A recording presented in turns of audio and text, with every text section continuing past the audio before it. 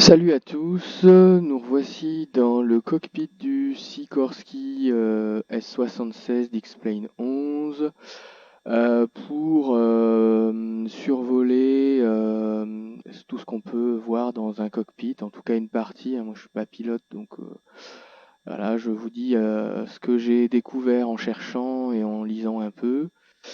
Euh, alors vous avez à droite l'altitude.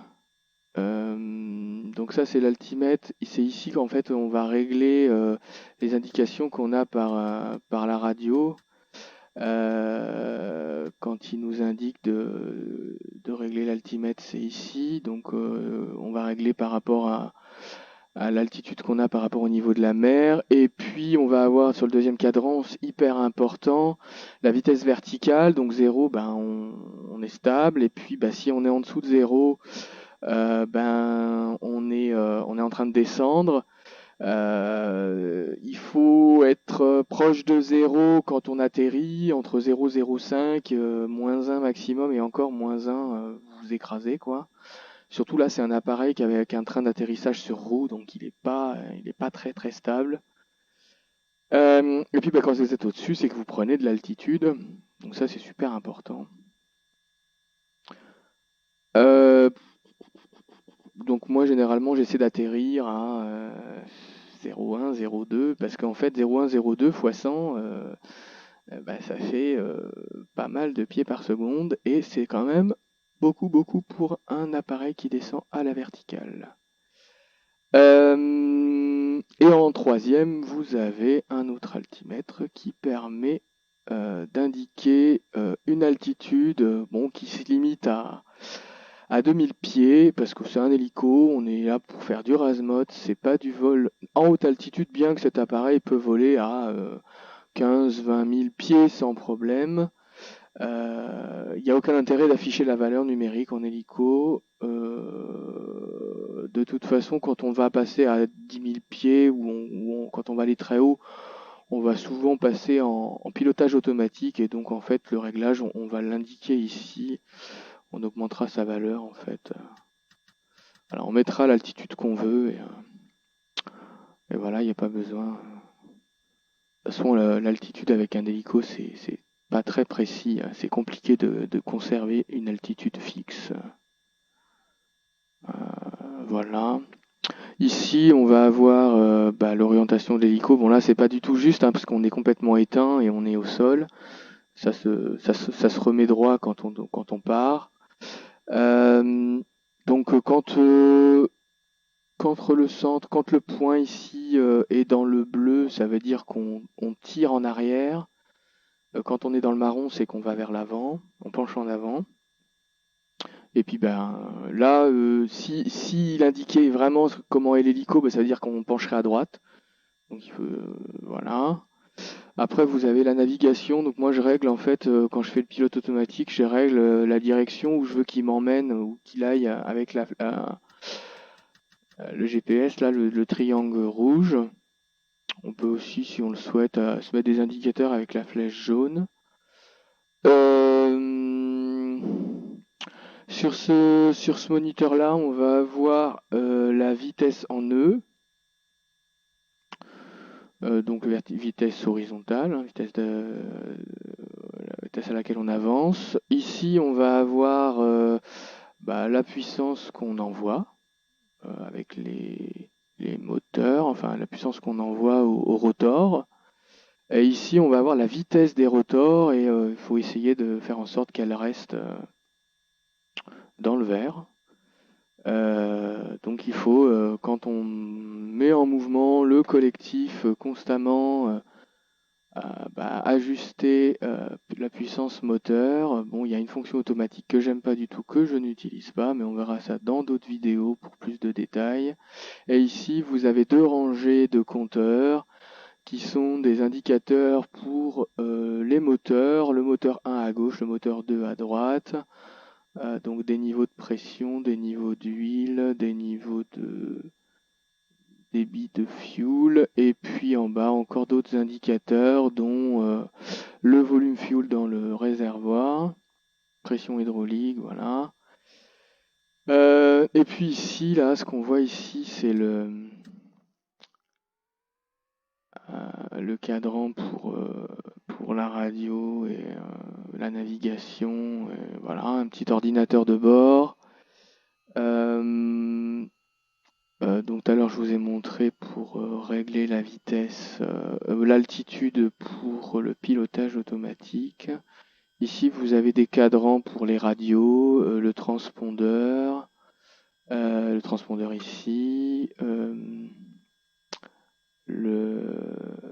et puis ensuite les communications, navigation et tout ça avec les tours. Vous avez possibilité de cocher cette case-là pour afficher quels sont les boutons qui sont modifiables, qui sont manipulables. Voilà, donc ça peut être pratique quand on découvre un appareil, quel que soit l'appareil. Et puis, si on se rapproche un petit peu d'ici, donc on observe, donc il y a quelques boutons qui ne sont pas utilisables, hein. Ici à gauche, là, vous avez les éclairages extérieurs sur la queue, anti-collision et feu de position. Ici, ça sera plus quand vous êtes dans des régions qui sont gelées, inférieures à 0, inférieures à -10.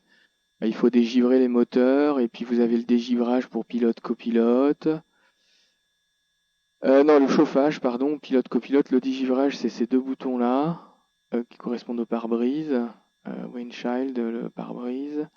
Celui-là, il n'est pas manipulable. Et celui-là, c'est les essuie-glaces, hein, donc en cas de pluie. Et puis alors, le plus important, c'est ici, donc en rouge, les alimentations principales de l'appareil, donc la batterie.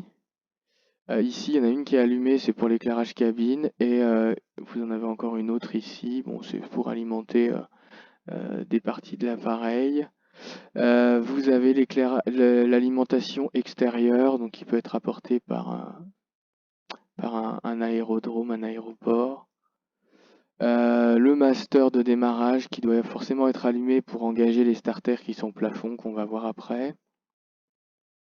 Ça, c'est tout le temps allumé. C'est l'action automatique pour éviter que l'hélico tourne comme une girouette. Et puis ça, c'est le frein du rotor principal, du rotor qui fait la poussée verticale. Là, vous avez l'alimentation électrique fournie par le moteur 1, par le moteur 2, un onduleur pour l'alimentation du VOR. Et puis ici, c'est l'alimentation pour l'ordinateur. Voilà. Voilà. Donc on verra dans quel ordre on les allume. Enfin, il y a vraiment d'ordre d'ailleurs, mais voilà ce qu'on allume, ce qu'on a besoin d'allumer pour démarrer. Et puis on va revenir ici. Quand vous avez alimenté l'appareil, vous pouvez, normalement il est comme ça. Vous avez les manettes d'alimentation en fuel, la mixture. Et puis vous avez ici les deux contacteurs, les deux starters pour amorcer. Alors il faut rester appuyé un petit peu de temps. Un moteur après l'autre, c'est mieux, ça évite de tirer trop sur la batterie au démarrage. Et puis voilà, ça démarre la rotation des moteurs des rotors. Et puis on rajoute un petit peu de puissance pour en fait être dans le vert ici au niveau de la vitesse de rotation. Alors pour les boutons qui sont sur le plafond là, ils sont pas tous disponibles. Il y en a que 5 qui ont une fonction. En fait, ils servent d'éclairage de l'extérieur. Les 3 du milieu vont plutôt éclairer la direction avant pour faciliter le pilotage à vue pendant la nuit. Celui de gauche va plutôt éclairer de part et d'autre une partie de la queue. Et celui-là va éclairer les côtés de l'arrière de l'hélico. Donc si je les allume et que je me mets en vue extérieure, donc voilà, là j'ai de l'éclairage à l'avant avec les 3 boutons du milieu. Le bouton qui est tout à droite, c'est l'éclairage des logos. Donc y a le logo ici. Là, ce qu'on voit, c'est un des 3 boutons du milieu qui éclaire dessous. Et puis vous avez le bouton de gauche qui donne les clignotants de part et d'autre là de la queue de l'hélico.